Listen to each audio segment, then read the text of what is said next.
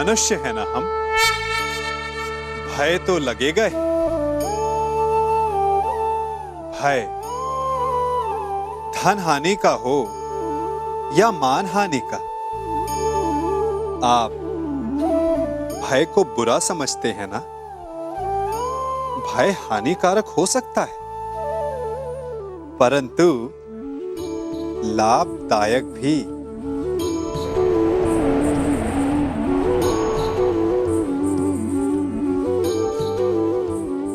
सोचिए, किसी अनुचित कार्य के परिणाम का भय क्या आपको वो कार्य करने से रोक नहीं लेता? रोकता है, परंतु अनुचित कार्य हो जाने के पश्चात उसे संसार के समक्ष ना लाने देने का भय हमें एक के पश्चात दूसरी भूल करने पर विवश करता है। प्रयास करके हम अपना सम्मान बचा अवश्य लेते हैं, परंतु भविष्य में इसके परिणाम भयंकर सिद्ध हो सकते हैं।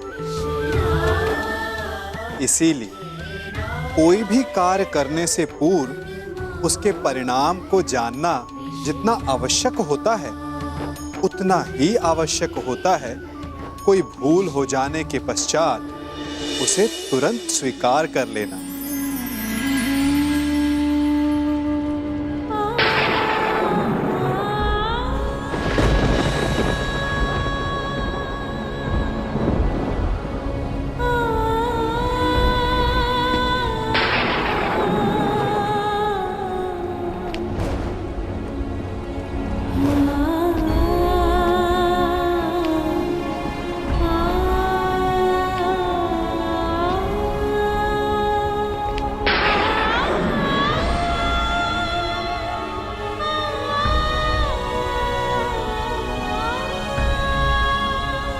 क्या हुआ बुआ? आप उदास हैं? उदास नहीं, चिंतित हूं। कृष्ण, क्या मैं अकेली हूं जो ये युद्ध नहीं चाहती? नहीं बुआ, आपके चाहने ना चाहने से कुछ नहीं होगा। जब वन में महाअग्नि लगी हो और एक वृक्ष को छोड़कर शेष चलना चाहे, तो अग्नि कौन रोक सकता है? मैं वृक्ष नहीं हूं माधव, मनुष्य हूं, एक माता हूं। इसलिए मैं नहीं चाहती कि ये युद्ध हो। अपने पुत्र के लिए चिंतित हो बुआ? प्रतीत होता है कि आपके मन पर कोई बोझ है। उतार दीजिए बुआ।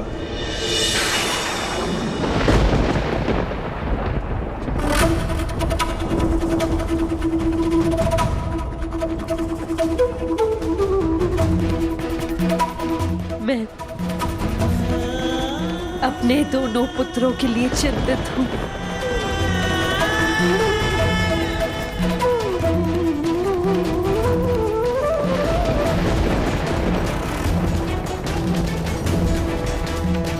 दोनों पुत्र? परंतु युद्ध तो केवल अर्जुन कर रहा है ना? अर्जुन के जीवन के साथ साथ मैं कर्ण के जीवन के लिए भी चिंतित हूं। कर्ण मेरा पुत्र है।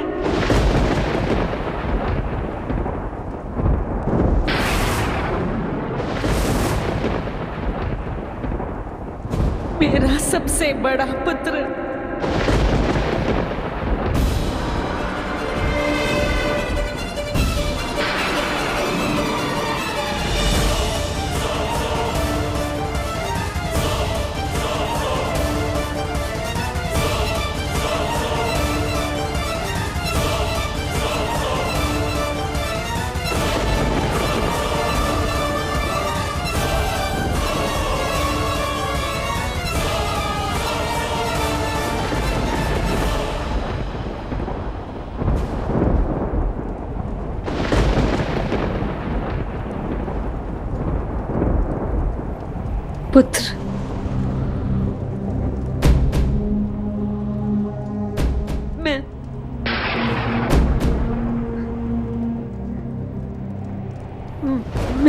अभी उचित समय नहीं है बुआ।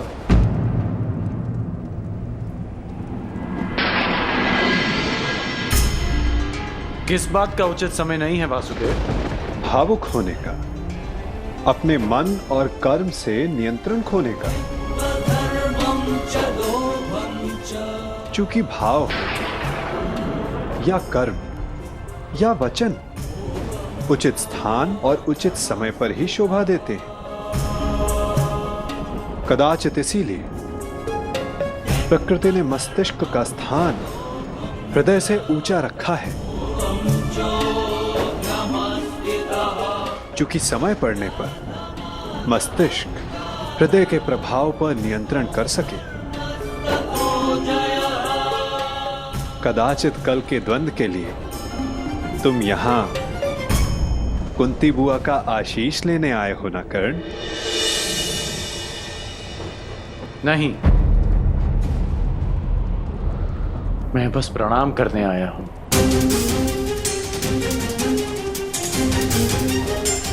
प्रणाम करोगे, आशीष नहीं लोगे? क्यों? क्योंकि विजयी होने का आशीष मांगकर मैं माता कुंती को धर्म संकट में नहीं डाल सकता। उस आशीर्वाद पर केवल उनके पुत्र अर्जुन का अधिकार है।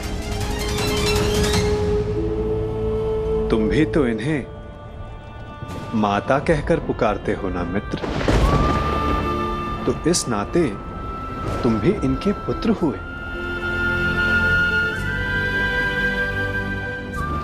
आशीर्वाद पर अधिकार तुम्हारा भी उतना ही है जितना अर्जुन का।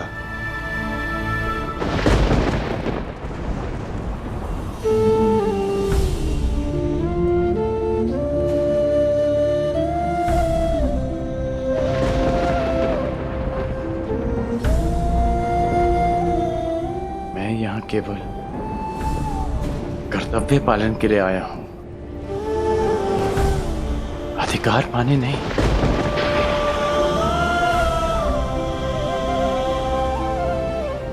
जैसा मैंने अभी कहा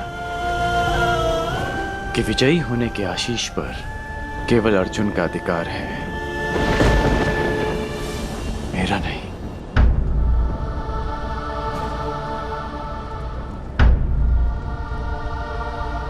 एक माता के लिए उसके पुत्र के विजय होने से अधिक उसका जीवित होना महत्वपूर्ण है।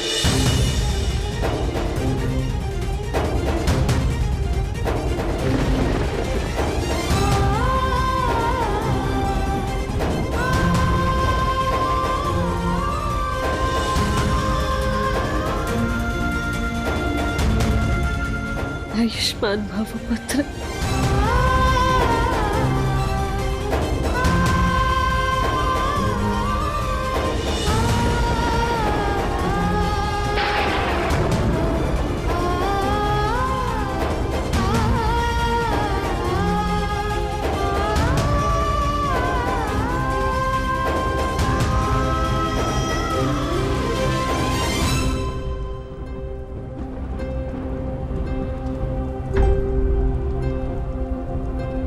सत्य सम्मुख आएगा बुआ, परंतु उचित समय उचित स्थान पर।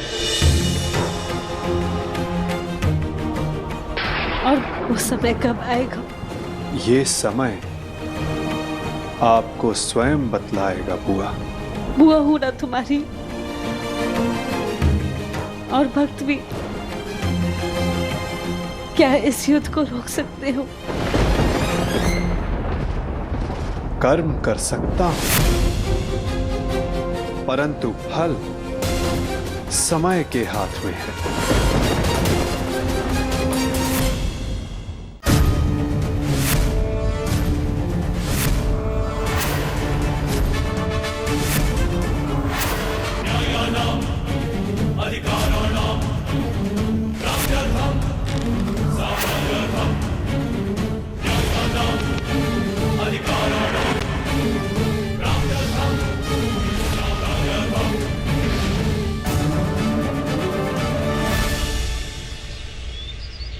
जिस परिवार को सुदृढ़ रखने के लिए मैंने मृत्यु को अपने से दूर रखा, उसका विभाजन मैं किस प्रकार देख सकता हूं?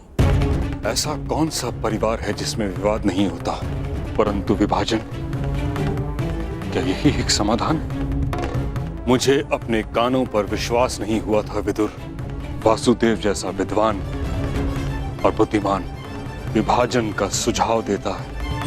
यदि मेरे वचनों से आपको पीड़ा पहुंची है तो मैं क्षमा प्रार्थी हूं गंगापुत्र, परंतु परिस्थितियां कभी कभी ऐसी हो जाती हैं कि परिवार को बांटना आवश्यक हो जाता है, विशेषकर तब जब परिवार के कुछ सदस्य शेष का विनाश चाहने लगे। मैं कह चुका हूं, मेरे जीवित रहते ऐसा कभी नहीं होगा।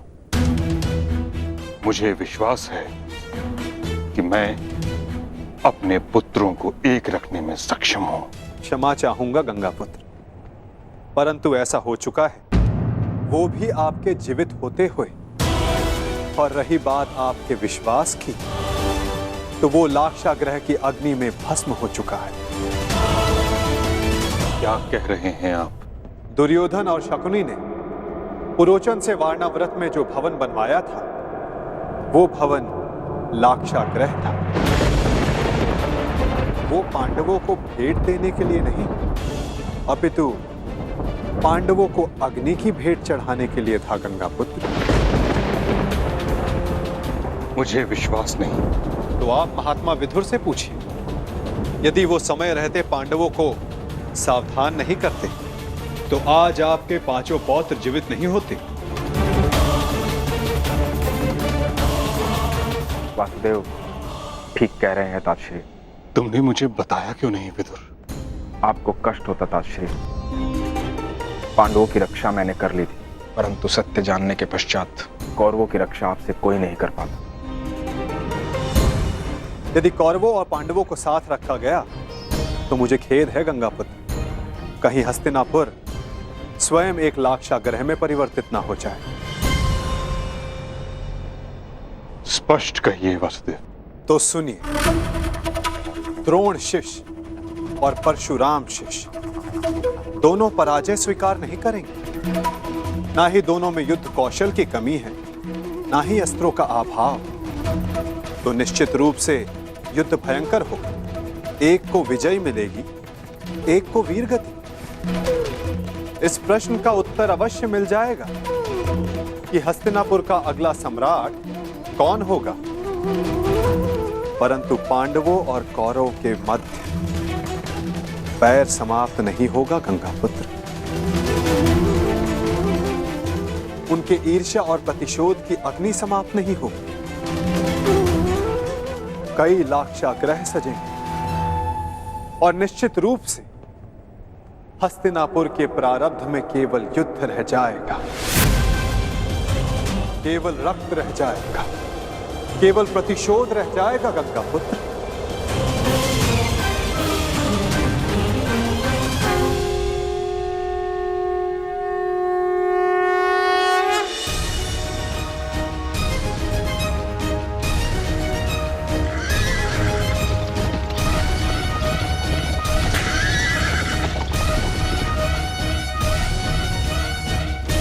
दो योद्धा युद्ध के लिए प्रस्थान कर रहे हैं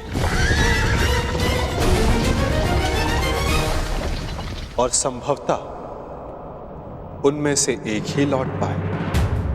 निर्णय आपका है गंगापुत्र।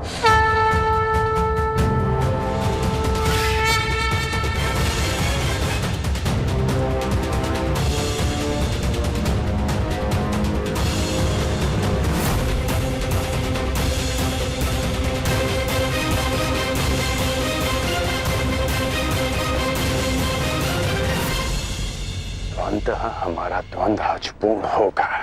आज सूर्यास्त भी तुम्हारी रक्षा नहीं कर पाएगा, और ना इस बार मेरे पास तुम्हें छोड़ देने का कोई बहाना होगा, क्योंकि ना तुम ब्राह्मण वेश में आए हो ना किसी का स्वयंवर जीत कर लौटे हो। अर्जुन, इस बार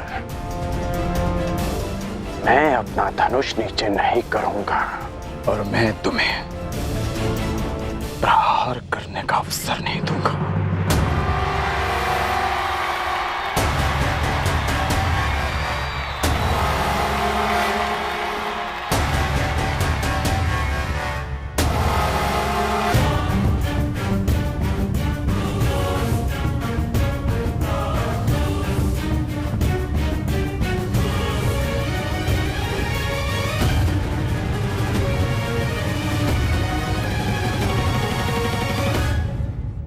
कर्ण और अर्जुन द्वंद्व के लिए प्रस्तुत है महाराज।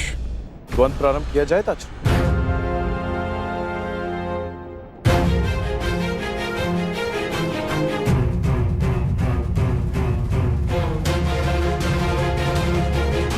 और कोई विकल्प भी तो नहीं। द्वंद्व प्रारंभ हो।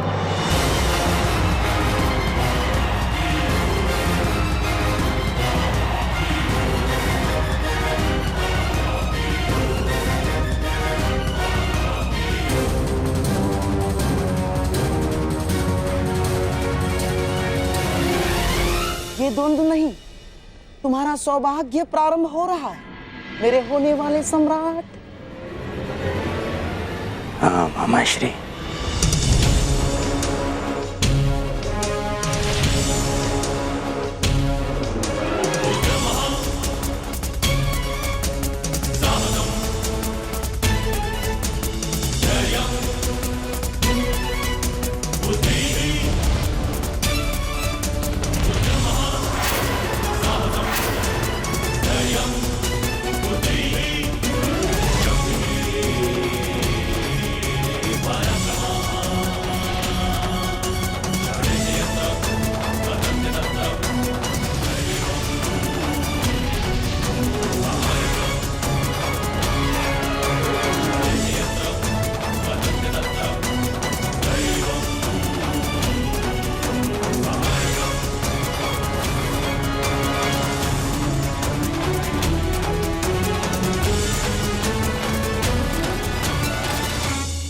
रुको।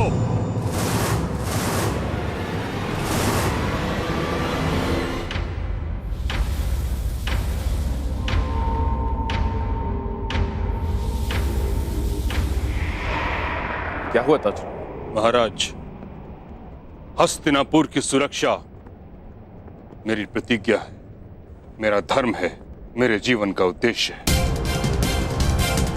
मुझे लगा था कि इस द्वंद्व से हस्तिनापुर का रक्त बहने से बच जाएगा,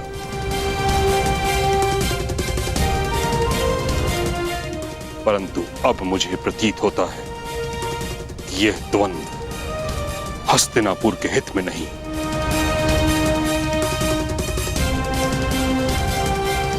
इस कारणवश मैं इस द्वंद्व को समाप्त करने की घोषणा करता हूं।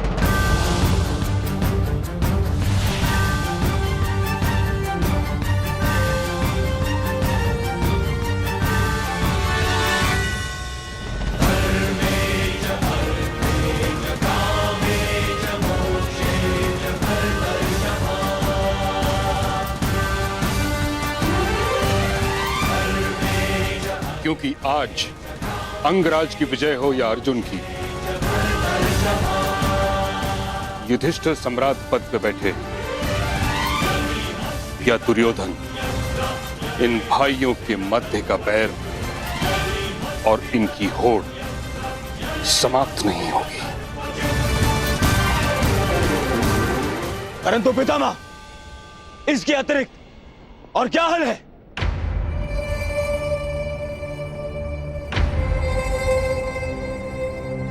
विभाजन, विभाजन, विभाजन।